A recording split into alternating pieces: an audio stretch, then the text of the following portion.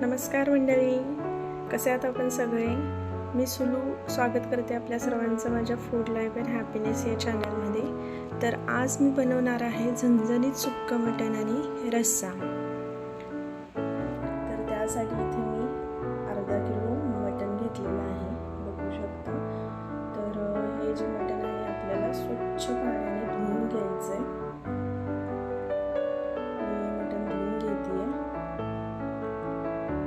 धुवून झालेला आहे. आता मी एका पातेल्यामध्ये 2 चमचे तेल घेणार आहे आणि हे मटण शिजायला टाकणार आहे. तर या तेलामध्ये मी आता एक कांदा चिरून टाकलेला आहे.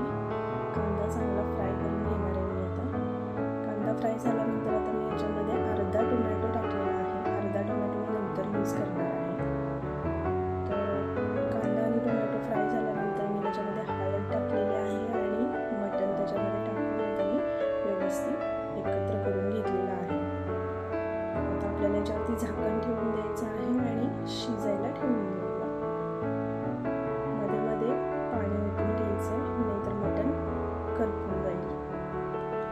इथे मी मसाले बनवण्यासाठी कांदा, टोमॅटो आणि खोबरं गॅसवरती भाजून घेतलेलं आहे. आपण मध्ये मध्ये चेक करत राहूया की मटण शिजलंय का. तर मटण शिजत आलेलं आहे. आता आपण मसाला बनवून घेऊया. त्यासाठी मी इथे ओलं खोबरं घेतलेलं आहे भाजून, कांदा घेतलेला आहे भाजून आणि टोमॅटो घेतलेला आहे. तुम्ही पाहिजे तर याच्यामध्ये अजून मसाले ॲड करू शकता. आणि हे मोजकेच मसाले घेतलेले आहेत. आणि जेव्हा मी मटण शिजत टाकलं तेव्हा मी त्याच्यामध्ये आलं लसणाची पेस्ट पण टाकलेली आहे.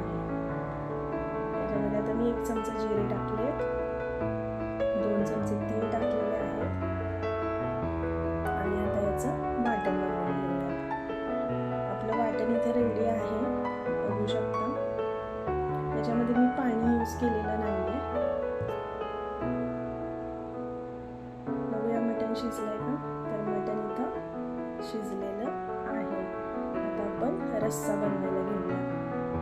तर या ठिकाणी मी पातेल्यामध्ये आता 2 ते 2.5 चमचे तेल घेतले.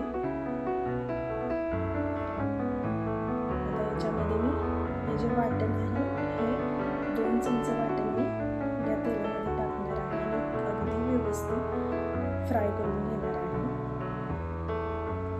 तर वाटण चांगलं फ्राय झालेलं आहे. आता मी इथे 1 चमचा धनिया पावडर टाकते. त्यानंतर मी 1 चमचा इथे गरम मसाला टाकणार आहे. तर 1 चमचा गरम मसाला टाकला आणि आता 1 चमचा मटण मसाला टाकणार आहे. आणि ही जी लाल तिखट आहे ही घरचं लाल तिखट आहे. ते मी 1.5 चमचा लाल तिखट इथे मी टाकलेलं आहे. आता आपण हे सगळे जिन्नस एकत्र व्यवस्थित मिक्स करून घेऊया. आणि आता आपण हे जे मटणाचं सार आहे किंवा आळणी रस्सा जो आहे तो आपण त्याच्यामध्ये ओतून घेणार आहोत. त्याला व्यवस्थित एकत्र करून घ्यायचं आहे आणि याच्यामध्ये थोडंसं मटण पण टाकून घ्यायचं आहे. आणि आता याला मीठ टाकून छान अशी उकळी घेऊन द्यायची. तर या ठिकाणी आपण बघू शकतो की आता मटणाच्या रश्श्याला छान अशी उकळी येते. आता आपण हे एका बाजूला ठेवून देऊया आणि सुक्कं मटण बनवायला घेऊया. त्यासाठी मी कढईमध्ये इथे 2 ते 2.5 चमचे तेल घेतलेलं आहे. त्यामध्ये उभा चिरलेला कांदा मी टाकलेला आहे. यामध्ये मी आता 1 तेजपत्ता टाकणार आहे.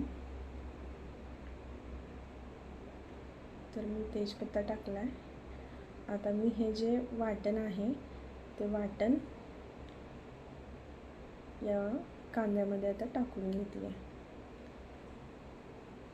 आणि हे एकत्र मिक्स करून व्यवस्थित मसाला आणि कांदा व्यवस्थित भाजून घ्यायचा आहे. मसाला भाजून झाला. आता मी याच्यामध्ये तो अर्धा राहिलेला टोमॅटो चिरून त्यामध्ये मी टाकलेला आहे आणि आता मी याला पण व्यवस्थित फ्राय करून घेणार आहे. आता मी याच्यामध्ये थोडंसं मीठ टाकलेलं आहे, धनिया पूड टाकलेले आहे 1 चमचा अर्धा चमचा मी गरम मसाला टाकते आहे आणि अर्धा चमचा मी इथे मटन मसाला टाकते आहे. आणि हे जे आपलं घरचं लाल तिखट आहे ते मी इथे 1.5 चमचा टाकणार आहे. आता आपण याच्यामध्ये थोडंसं हे मटणाचं जे आळणी आहे हे ओतून घ्यायचं आहे, जेणेकरून हे मसाले करपणार नाहीत किंवा कढईला चिटकणार नाहीत यासाठी, आणि हे व्यवस्थित भाजले पण जातील यासाठी थोडंसं मटणाचं सार त्याच्यामध्ये मी ओतून घेतलेलं आहे. जास्त मसाले नसल्यामुळे हे झटपट होणारं सुक्कं मटण आहे. तुम्ही नक्की एकदा ट्राय करून पहा. आपण याच्यामध्ये थोडीशी कोथिंबीर टाकून घेऊया आणि हे जे शिजवलेलं सुक्कं मटण आहे ते आपण याच्यामध्ये ओतून घेऊया आणि याला आता व्यवस्थित एकजीव करून घेऊयात.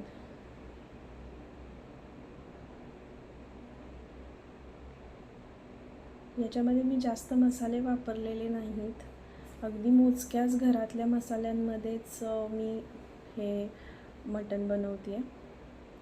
अगदी झटपट साधी पटकन होणारी अशी रेसिपी आहे जी नेहमी सर्वांच्या घरी बनते अशी. तर बघू शकता की आपलं सुक्कं मटण या ठिकाणी रेडी आहे. खूप छान असं तेल सुटलं आहे आणि खूप छान असा रंग पण आलेला आहे. टेस्ट तर फारच अप्रतिम लागते, तुम्ही नक्की ट्राय करा. आता आपण कोथिंबीर टाकून गार्निश करून घेऊया.